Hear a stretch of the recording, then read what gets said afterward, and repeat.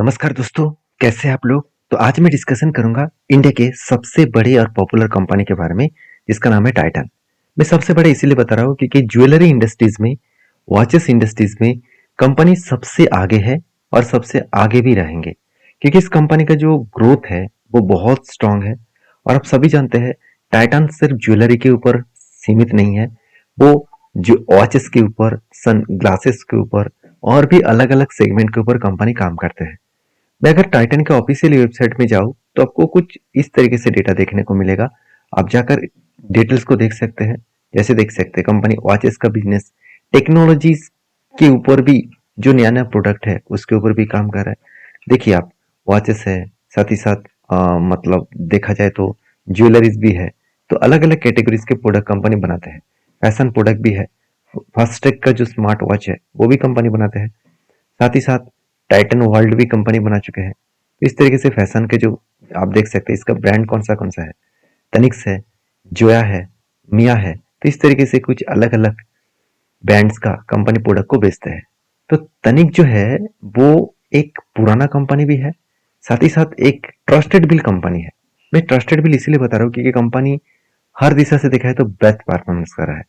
तो किस तरीके से परफॉर्मेंस कर रहा है, इसका ग्रोथ कहाँ से होगा, और सबसे बड़ी बात है जो टेक्निकली मुझे चार्ट देखने को मिला, वो एक बिग बैक बाउंस बैक करने का सिचुएशन बन चुके हैं। जो कैंडल यहाँ पे बना है स्ट्रांगली एक हाई वॉल्यूम के साथ कैंडल बना है।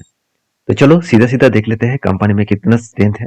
देखिए सीधा सीधा कहूँ, कंपनी का टोटल 75 रिटेल नेटवर्क मतलब जो स्टोर्स है वो यहाँ पे देखने को मिला। कंपनी के जो मतलब टोटल इनकम है वो 26% के आसपास है। कंपनी का जो टोटल रिटेल आउटलेट है वो 3170 से भी ज्यादा है। तो कंपनी में कितना ग्रोथ और पोटेंशियल है आप देख सकते हैं। टोटल इनकम 13,600 करोड़ का टोटल कंपनी का इनकम है, और वो भी ईयरली। तो कंपनी का जो टोटल डेटा है वो डेटा यही बता रहा है कि कंपनी में कितना स्ट्रेंथ है। अभी स्ट्रेंथ सिर्फ यही पे देखने से कुछ नहीं होगा। अगर मैं टोटल ओवरऑल कंपनी का परफॉर्मेंस देखूं तो कंपनी में लगातार गिरने के पीछे रीजन सबसे पहले समझना होगा। तो पहले मैं रीजन के बारे में बात करूं तो कंपनी का वैल्यूएशन। कंपनी का वैल्यूएशन इंडस्ट्री पीरियड से 3 गुना ज्यादा है। तो यहाँ पे कंपनी का करेक्शन होने का चांसेस है। दूसरी बात, कंपनी का कर्जा भी बहुत ज्यादा है।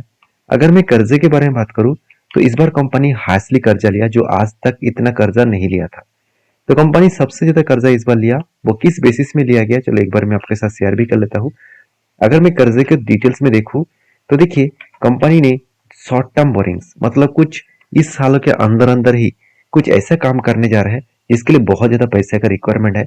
इसलिए कंपनी 17,100 करोड़ का टोटल कर्जा उठा लिया, और लॉन्ग टर्म के लिए 2,000 करोड़ का कर्जा है जो पहले ना के बराबर था। और लीज लाइबिलिटी के लिए भी कंपनी ने इस बार कर्जा उठाया। अभी लीज लाइबिलिटी होता क्या है, मान के चले मैं एक दुकान खरीद मतलब बनाना चाहता हूँ, और दुकान बनाने के लिए मुझे घर का किराया देना होगा, मतलब घर का भाड़े पे लेना होगा। तो उस घर को भाड़े पे लेने के लिए जो मुझे डिपॉजिट मनी देना पड़ता है, तो उसको as a type of company में लीज लाइबिलिटी कहा जाता है। तो उस वो भी आपके लिए एक लोन है।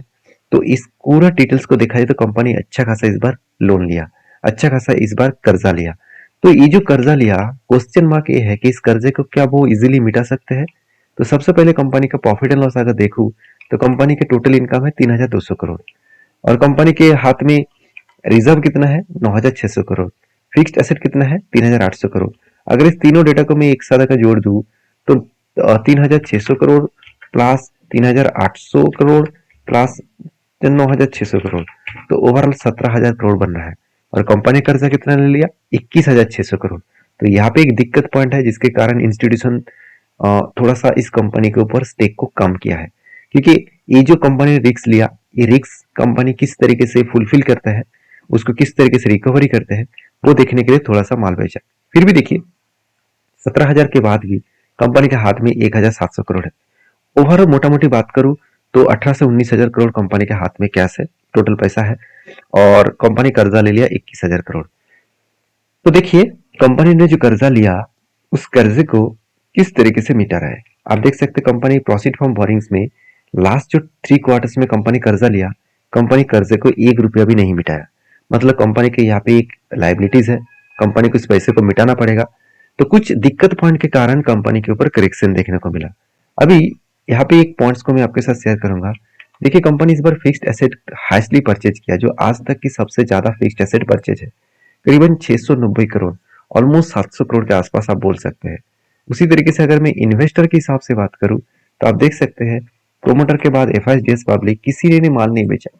आपको लग रहा होगा कि माल बेचा है, हाँ बेचा तो है, कुछ क्वांटिटीज वो ने किसने बेचा, डीएस ने बेचा। तो डीएस ने कुछ माल बेचा, उसका सीधा सीधा फायदा एफएस ने उठाया। तो यहाँ पे सोचने वाला बात यही है क्या इस कारण की वजह से मार्केट में करेक्शन हो रहा है?